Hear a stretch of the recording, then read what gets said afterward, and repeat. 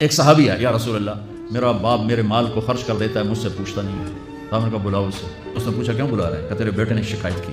تو ان کو اتنا دکھ ہوا، جب پہنچے دربار رسالت تو جبریل آئے ہوئے، یا رسول اللہ تعالیٰ کہہ رہے ہیں اس کا مسئلہ بعد میں سنیں، اس سے کہیں وہ شعر سنا جو تو نے بیٹے کے گلے میں کہے ہیں اور اب تیری زبان سے ادا نہیں ہوئے پر تیرے اللہ نے سنے۔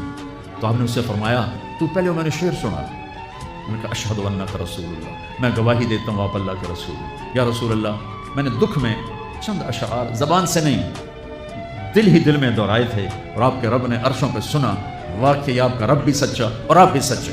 آپ نے کہا کیا کہا تھا؟ کہا میرے بیٹے جس دن تو پیدا ہوا ہم نے اس دن اپنی ذات کے لیے جینا چھوڑ دیا، ہم نے تیرے لیے زندگی کا سفر شروع کیا، تجھے ٹھنڈی چھاؤں میں بٹھانے کے لیے گرم ہواؤں سے لڑا، تمہیں ٹھنڈی ہواؤں سے بچانے کے لیے برفانی راتوں میں کام کیا، تیری ایک مسکراہٹ دیکھنے کے لیے ساری ساری رات تڑپا، ساری رات اپنے آپ کو کوہلو کے بیل کی طرح اپنی ساری جوانی کا رس نچوڑ کے تیری ہڈیوں میں ڈال دیا۔ میں بوڑھا ہوتا گیا، تو پروان چڑھتا گیا، میری کمر جھک گئی، تیری کمر اٹھ گئی، میری ٹانگوں سے جان نکل گئی، تیری ٹانگیں مضبوط ہو گئی، میرے ہاتھ کانپنے لگے، تیرے ہاتھ مضبوط ہوئے، میں لڑکھڑانے لگا، تو اترانے لگا، تو مجھے خیال آیا جیسے میں اس کے لیے دھکے کھاتا تھا، اس کی زندگی کی دعائیں مانگتا تھا، اس کے لیے تڑپتا تھا، چلو آج میرا یہ سہارا بنے گا۔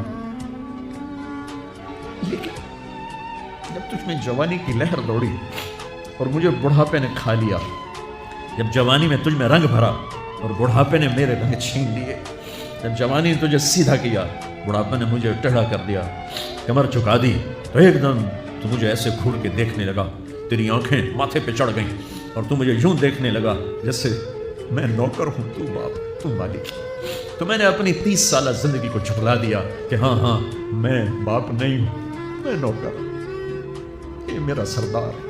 اگر یہ بیٹا ہوتا تو یوں تو نہ کرتا، اس نے میری راتوں کے تڑپنے کو بھلایا، میرے گرمی سردی سے لڑنے کو بھلایا، کولو کے بیل کی طرح میرے چکر کاٹنے کو بھلایا، اپنی خوشیوں کو دفن کر دیا اپنے سینے میں، قبرستان بنا دیا اپنے سینے کو، اپنی خواہشات کا اور اپنی خوشیوں کا، اور آج تو مجھ سے ایسے بات کرتا ہے جیسے میں نوکر ہوں اور تو میرا آقا ہے۔ اچھا میرے بیٹے میں نوکر سہی، تو سب پر میں تیرا پڑوسی تو ہوں۔ بندہ پڑوسی سے پوچھ ہی لیتا ہے کیا حال ہے، کوئی ضرورت تو نہیں، اتنا ہی پوچھ لیتے۔